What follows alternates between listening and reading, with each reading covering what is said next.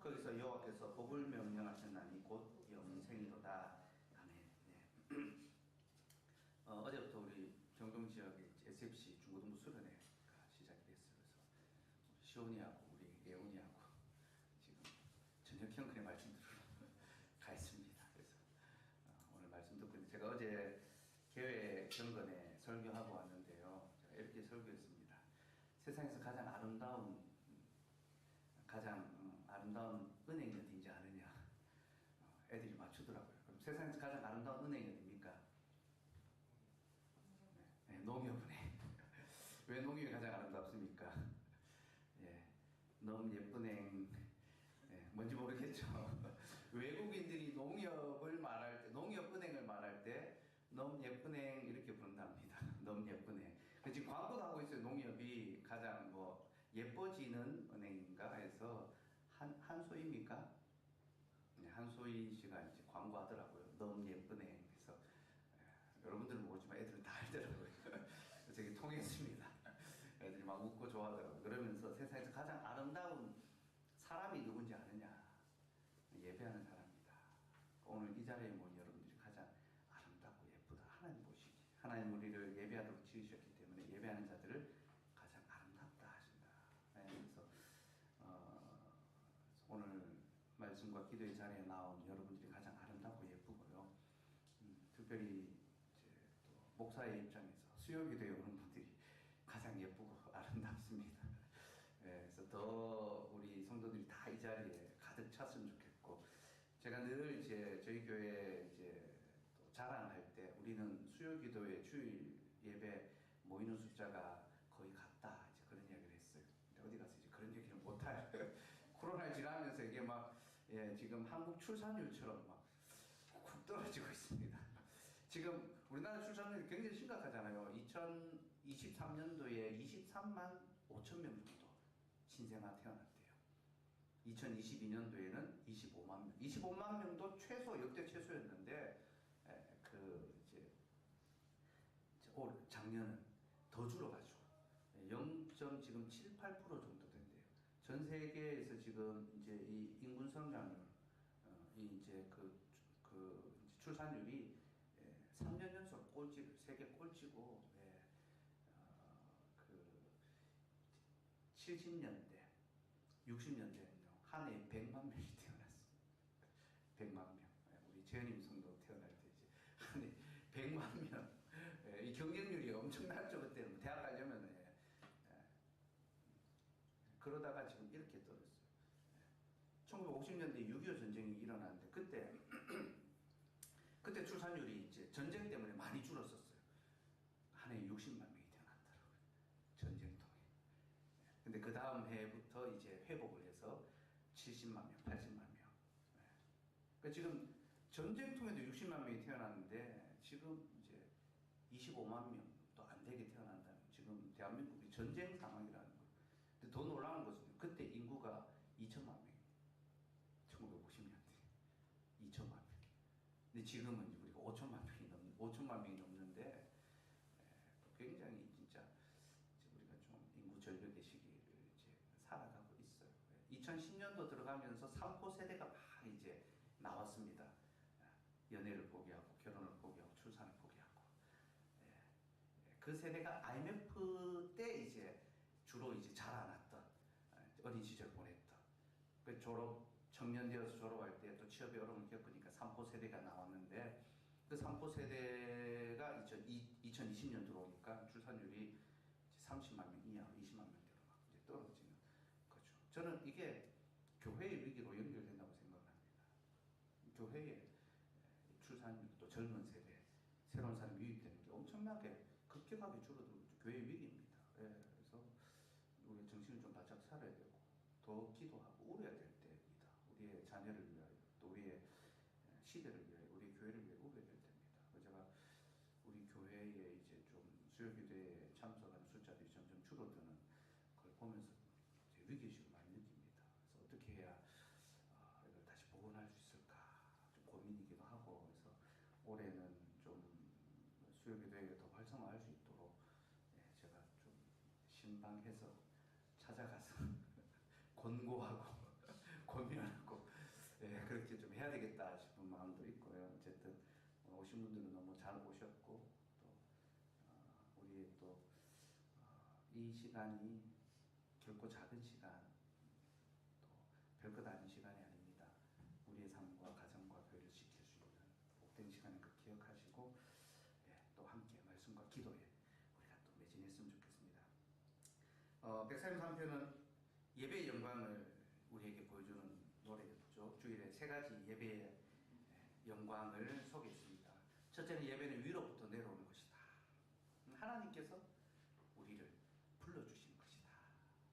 그래서 우리는 하나님을 예배하는 삶을 살아야 합니다. 우리의 눈이 하늘을 향하도록. 그래서 우리가 땅을 쳐다보고 사는 것이 아니라 하늘을 향하여 바라보고 하나님을 경배하는 거죠. 그래서 자기를 경배하고 세상을 따라가는 것이 아니라 하나님을 경배하고 하늘을 향해 살아가는 것이 예배다. 둘째는 예배는 아름답다 했습니다. 무엇이 아름답습니까? 창조의 완성에서 아름답죠. 하나님 우리를 예배하도록 지으셨으니까 우리가 예배한다는 것은 창조의 완성입니다. 창조의 회복이어서 아름답습니다. 형제가 연합하여 동거하는 것. 죄가 우리의 동거를 깨뜨렸고 우리의 관계를 멀어지게 했는데 예배를 통해서 다시 하나가 되고 형제가 되니까 창조의 질서가 회복되는 거죠. 창조의 완성과 창조의 회복이기에 아름답습니다. 셋째로 예배는 영원합니다. 하나님께서 예배의 자리에서 영생의 복을 선포하시죠. 그렇게 예배는 세 가지 아름다운 영광이 있습니다. 근데 백사님 3편은요 예배의 영광을 또 다른 측면, 또 다른 그림, 이미지로도 소개하기도 합니다. 그러니까 사람과 땅을 중심으로 예배를 설명하기도 합니다. 1절에서는 사람을 주목하게 합니다. 형제가 연합하여 동거. 그러니까 사람이 서로 연합하는 모습을 보게 하는 거죠. 그러니까 1절은 사람을 바라보게 합니다. 그리고 3절은 땅을 주목하게 합니다. 헐몬의 이슬이 시온의 산들에 내린 같아. 그러니까 땅에서 일어나는 일들. 땅을 바라보게 합니다. 그렇게 1절은 사람을 주목하게 하고 3절은 땅을 주목하게 하는데요. 이 두 가지 이미지는 하나의 퍼즐입니다. 그래서 이 둘을 합치면 완성된 하나의 그림이 딱 나옵니다. 이 깨진 이제 검 같은 걸 딱 맞추는 거 있잖아요. 그래서 아버지와 아들이 이제 멀리 이제 헤어져 있을 때 검을 딱 가져와서 맞춰보는 것처럼 땅과 사람이 딱 맞춰지면 하나의 완성된 그림이 나옵니다. 그게 뭐냐? 하나님 나라입니다. 하나님 나라. 하나님 나라가 무엇입니까? 하나님의 백성이 하나님의 땅에 살아가는 그게 하나님의 나라죠. 백사님 3편은 하나님의 나라의 영광을 우리에게 보여주기도 합니다. 그런데 그 나라가 무엇하는 나라인지 그걸 가르쳐줍니다. 그게 2절이죠. 2절은 대제사장의 임직식이라 했습니다. 이 임직식은 예배를 보여준다 했죠. 이스라엘 백성들이 이제 하나님을 예배하는 제사장 나라가 되었다는 걸 보여주는 것이 대제사장의 임직입니다. 하나님이 아론을 대제사장으로 임직하심으로 비로소 그들을 예배하는 나라로 불러주셨습니다. 그러니 하나님의 나라는 예배하는 나라입니다. 영원토록 하나님을 예배하는 나라가 하나님의 나라죠. 그렇게 백사님 3편은 그 하나님 나라의 영광의 한복판의 한중간에 예배를 딱 배치함으로써 하나님 나라의 중심에는 예배가 있고 그렇기 때문에 우리의 삶의 중심에도 예배가 있어야 한다라는 사실을 가르쳐줍니다. 그래서 여러분 신자는 일을 중심으로 살아가는 것이 아니라 예배를 중심으로 살아가는 사람입니다. 많은 사람들이 자기의 스케줄을 관리하잖아요. 교회 가잖아요. 다 일을 중심으로 자기에게 필요한 것을 중심으로 스케줄을 짭니다. 그러나 신자는 예배를 중심으로 자기의 스케줄을 자기의 삶을 계획하고 설계하고 이끌어갑니다. 구체적으로 우리의 삶의 시간에 있어서 예배의 자리, 기도의 자리가 중심에 놓여져 있어야 된다는 거예요. 수요 교도회가 한 주간에 중간에 딱 자리하는 이유가 무엇이겠습니까? 우리 삶의 중심에 예배가 있다는 것, 말씀과 기도가 있다는 것 다시 한번 각인하는 거죠. 그래서 이 시간을 내서 함께 하는 것이요, 우리의 삶의 중심이 뭔지를 고백하는 그런 또 믿음의 표시이기도 합니다. 그렇게 우리가 일이 아니라 예배와 또 교회를 중심으로 살아갈 수 있기를 바라고, 하나님 바로 그런 자들에게 영생의 복을 선포하십니다. 거기서 여호와께서 복을 명령하셨나니 곧 영생이로다. 하나님 주시는 복은 유한한 복, 예, 이 땅의 복이 아니라 영원한 복이라는 거죠. 결이 다릅니다. 그렇죠? 잠시 있다가 사라지는 그런 것이 아니라. 그래서 하이델베르 교회는 답이 무엇이라고 묻습니까? 살아서나 죽어서 당신의 유일하고 영원한 위로가 무엇입니까? 세상이 주는 위로가 아니라 영원한 위로이기 때문에 결이 다른 거죠. 세상에서 구할 수가 없는 거죠. 그래서 살아서나 죽어서나 나는 나의 것이 아니라 나의 몸과 영혼이 그리스도의 것입니다. 나의 구주 그리스도의 것입니다. 내가 예수 그리스도의 것이라는 것이 우리에게 참된 위로가 되는 거죠. 하나님께서는 예배하는 자들에게 이 땅의 복이 아니라 하늘의 복, 영생의 복을 주십니다. 그러면 하나님께서 우리에게 주시는 영생의 복의 실체가 무엇인가? 우리가 예배를 통하여 어떤 복을 받는가? 첫째는 하나님과 예수 그리스도를 알아가는 것입니다. 요한복음 17장 3절 말씀. 요한복음 17장 3절 말씀.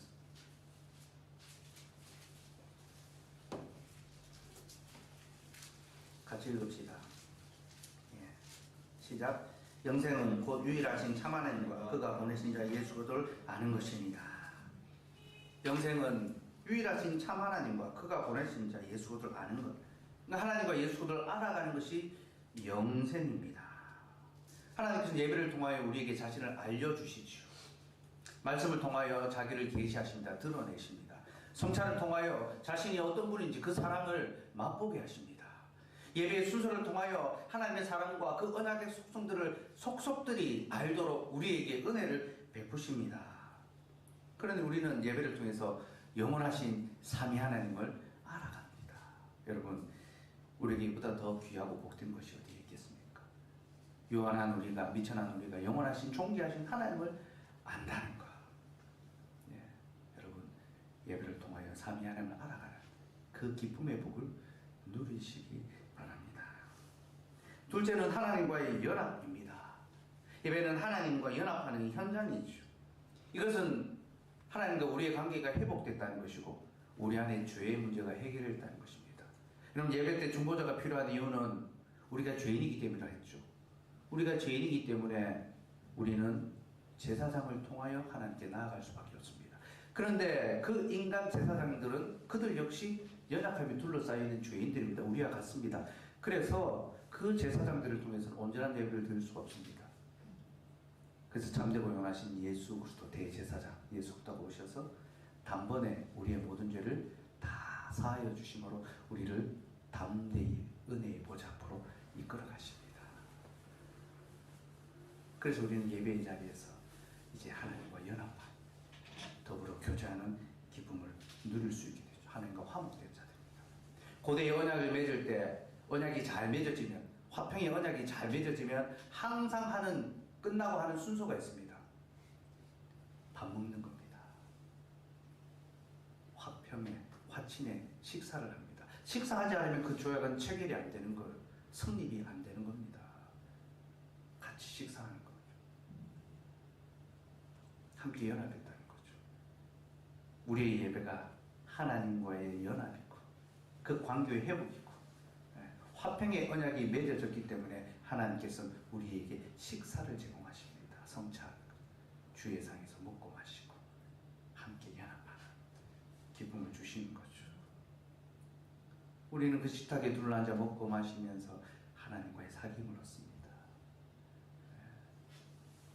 우리가 좋은 사람을 만나는 것 얼마나 기쁘고 좋은 일입니까? 설렙니까? 그죠? 썸을 탈 때 다 그렇잖아요. 그죠? 누군가 좋은 마음이 생길 때 옆에 가고 싶고 같이 있으면 좋고 그런 어떤 마음이 생기는 것처럼 그리스도와 연합하고 사귐을 얻는데 우리에게 이보다 더 설레고 기쁘고 좋은 일은 없습니다. 이게 영생의 복입니다. 셋째는 성도의 교제죠. 예배는 깨어진 우리의 관계를 회복해 줍니다. 전에 우리는 서로 원수였습니다. 형제가 형제를 미워하고 그렇죠.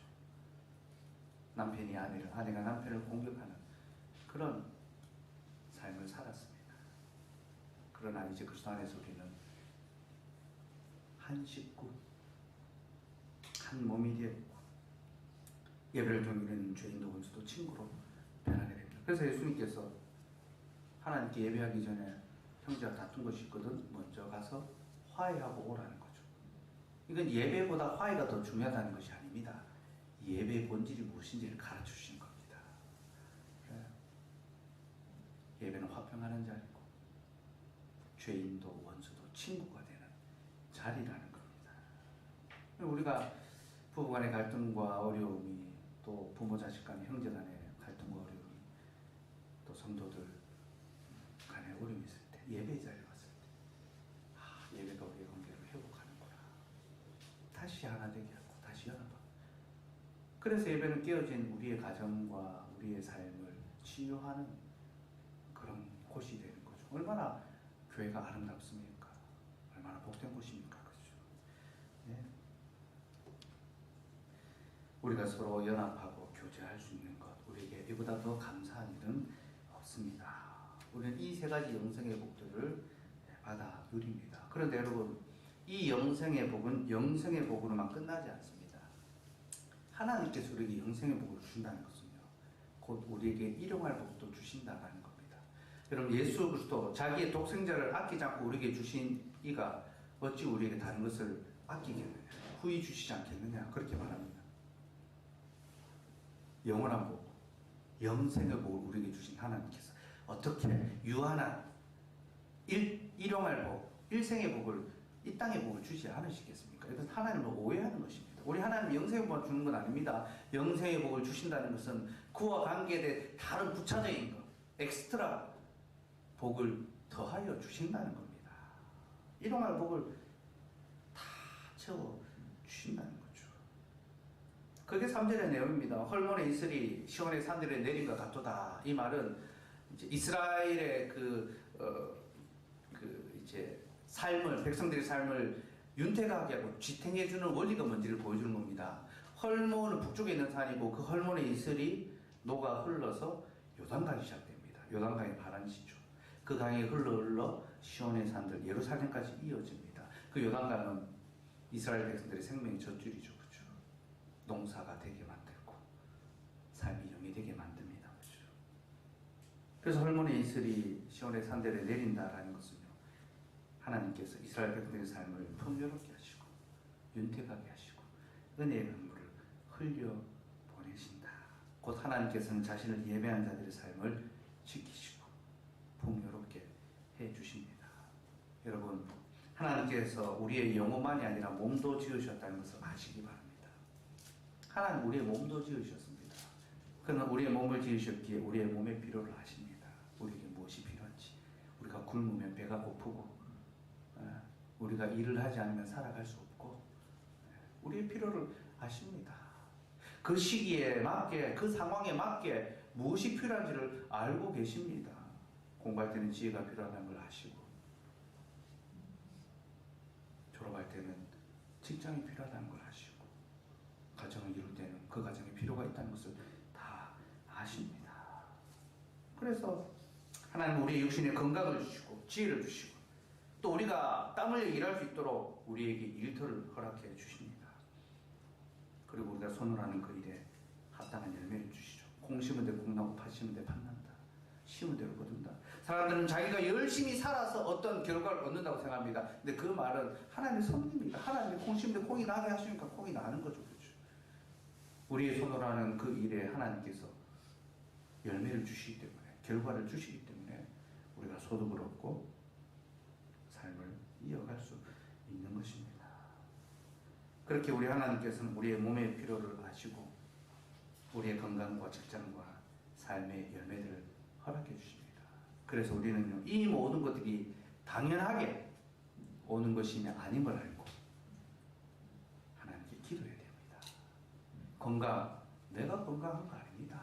내가 잘나서 건강한 거 아닙니다. 그렇죠? 우리는 많은 재난과 질병과 어떤 사고의 위험에 노출되어 있습니다.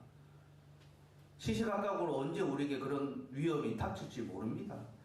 내가 건강한 것은 내가 운이 좋아서가 아니라 하나님께서 나를 붙드셨기 때문입니다. 그래서 우리에게 건강을 주시도록, 우리에게 직장을 주시도록, 우리의 삶의 열매를 주시도록, 우리가 계획하고 생각하고 수고하는 그 모든 것들이 하나님의 섭리 가운데 열매 맺을 수 있도록 기도해야 합니다. 자신의 삶에 대해서, 가정의 필요에 대해서, 직장에 대해서 우리는 간구해야 합니다.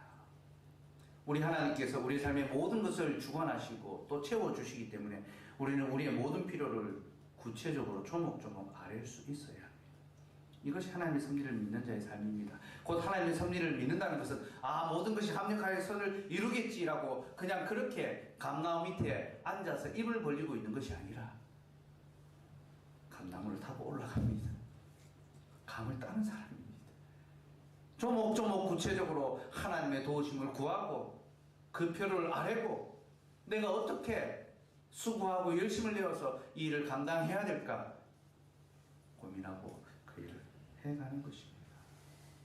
여러분, 그렇게 우리가 하나님께 기도하고 은혜를 구하며 또 열심히 수고함으로 살아갈 수 있으면 좋겠습니다. 또한 하나님께서는 우리에게 가정과 교회를 주셨는데요. 가정과 교회를 허락하신 것은 우리가 서로의 필요를 채울 수 있게 하기 위해서입니다. 우리는 연합하로 연대하는 자로 지음받았고 우리가 연대하는 자로 지음받았다는 것은 연대함을 통하여 서로의 필요를 채워가야 된다는 거예요. 그래서 돕는 배필, 하나님이 사람을 돕는 배필로 서로 만들어서 서로 만나게 하시고 연합하게 하신 거죠. 우리는 가족의 필요를 채워주어야 합니다. 남편은 아내의 필요를, 아내는 남편의 필요를 채워주고 부모는 자녀의 필요를, 자녀는 부모의 필요를 채워줄 수 있어야 됩니다. 몸의 필요를 채워줘야 하고 정서적인 필요를 채워줘야 하고 물질적인 필요를 채워줘야 하고 영적인 필요를 채워주어야 합니다. 하나님께서 그 일을 위하여 우리를 가족으로 불러주셨습니다. 또 하나님께서 우리를 교회로 불러주시고 우리에게 교회를 허락하신 것은 우리가 지체로서 서로를 돌아보고 그 필요를 채워주게 하기 위해서입니다. 성도의 교제가 무엇을 위해서 있습니까? 첫째는 예배를 줄 수 있습니다. 둘째는 서로의 필요를 채우기 위해서 있습니다. 하나님은 예배함으로 함께 기뻐하고 함께 그 복을 나누기 위해서 성도의 교제가 있고 하나님의 복을 우리가 함께 나누었기 때문에 이제 서로의 복도 나누어야 서로의 필요가 무엇인지를 살펴주는 거죠. 그래서 우리는 성찬의 자리에서 함께 어우러지고 연합하고 그리고 자리의 연보로 서로를 구제하고 돌아보고 사랑해야 합니다. 이것이 참된 성도의 교제며 하나님은 이런 교회를 아름답다 하시고 또 이렇게 살아가는 자들을 위하여 그 백성들의 물질적 필요를 채워주십니다. 그들이 먹고 살아가고 서로 나눌 수 있도록 그렇게 일할 거리를 소득의 열매를 허락해 주시죠. 우리가 많이 내어놓을 수는 없습니다. 그러나 우리가 조금씩 내어놓았을 때 그것을 가지고 또 어려운 자 하나를 도울 수 있다는 것 기억하고 열심히 수고하고 또 함께 교회를 연합해 갔으면 좋겠습니다. 말씀을 맺겠습니다. 우리의 모든 수고는 예배를 위한 것이 되어야 합니다. 우리의 삶의 중심이 예배이기 때문에 우리는 예배하도록 지음받았기 때문에 우리의 모든 수고는 예배를 위한 것이 되어야 됩니다. 이 말은 우리의 삶의 중심에 예배가 있어야 하듯이 우리의 수고의 중심에도 예배가 있어야 한다는 겁니다. 여러분, 우리의 수고는 예배와 무관한 것이 아닙니다. 우리의 모든 수고의 중심에 예배가 있어야 됩니다. 그러면 우리의 수고의 중심에 예배가 있다는 것이 무엇일까요? 우리가 6일 동안 일할 때 최선을 다해서 일해야 한다는 것입니다. 왜 그렇습니까? 우리가 6일 동안 우리에게 주어진 일을 최선을 다해 수고해야지 우리가 7일째 주일에 하나님을 예배하며 안식할 수 있기 때문이죠. 그날을 하나님 안에서 쉬며 예배할 수 있기 때문이죠. 우리가 6일 동안 최선을 다해 수고하지 않으면 우리는 예배의 날을 온전하게 지킬 수가 없습니다. 6일을 대충 살고 우리의 수고를 느슨하게 게으르게 한다면 우리는 주일에 하나님을 예배할 수 없을 것입니다. 한 주간의 삶에 최선을 다해 수고할 때 우리는 하나님께 최고의 예배를 올려드릴 수가 있습니다. 제가 주일에 영원한 것을 얻기 위하여 영원하지 않은 것을 포기하는 사람은 결코 어리석은 자가 아니다라고 말씀드렸죠. 우리는 이 땅의 것을 구하기 위하여 사는 것이 아니라 영원한 것을 위하여 살아갑니다. 그래서 이 땅에 결코 영원하지 않은 것을 영원한 것을 얻기 위하여 포기하는 것은 결코 어리석은 자가 아닙니다. 그런데 여러분, 여기서 끝나면 안 됩니다. 하나 더 있습니다. 지금에 이렇게 이야기했는데 저는 한 가지를 더 붙이겠습니다. 영원한 것을 얻기 위하여 영원하지 않은 것을 포기할 수 있는 믿음도 있어야 되지만 영원한 것을 얻기 위하여 영원하지 않은 삶에도 최선을 다할 수 있어야 됩니다. 무슨 말인지 아시겠죠? 그죠? 우리가 구해야 될 것, 우리가 얻어야 될 것. 그러니까 내가 지금 수고해서 이 결과에 뭐 어떤 걸 얻기 위한 것이 아니라 이 수고를 통하여 영원하신 하나님을 예배하기를 소망하니까 우리는 영원한 것을 얻기 위하여 영원하지 않은 것에도 최선을 다할 수 있어야 됩니다. 힘써 수고할 수 있어야 되고 열심히 직장을 구하도록 찾아야 되고 살펴야 되고 그 일이 주어질 때 느슨하게 대충하지 않고 성실하게 감당함으로 우리를 고용한 사람들에게 인정받을 수 있어야 되고 칭찬받을 수 있어야 되고 그래서 우리 예배가 방해받지 않도록 여러분 우리가 한 주간을 잘 살고 나면 직장에서 성실하게 하고 있는 직장에 어떤 일이 있어도 주일이 예배로 갈 때에 우리의 삶이 예배가 인정받을 수 있습니다. 우리가 예배 때문에 욕먹는 것은요 예배 때문이 아닙니다. 어떤 의미에서는 우리의 삶 때문에 예배가 욕을 먹는 걸 수도 있다는 것을 기억하시기 바랍니다. 군대 다녀오신 분들은 아실 겁니다. 우리는 장교들이 많아가지고 사병으로 있습니다. 6일 동안 군생활 정말 성실하고 내후반 생활 잘하고 하면 주일에 뭐 행사들이 많아요. 내부반 안에 자체적인 행사 예배하러 간다 할 때 보내줍니다. 그래 갔다 와라. 인정해 줍니다. 여러분 우리는 영원한 것을 위하여 살아가는 자들입니다. 그러니 결코 영원하지 않은 것을 향하여서도 최선을 다하고 성실하고 진실하게 살아가고 이것을 통하여 우리가 하나님께 최고의 예배를 드릴 수 있기를 소망합니다.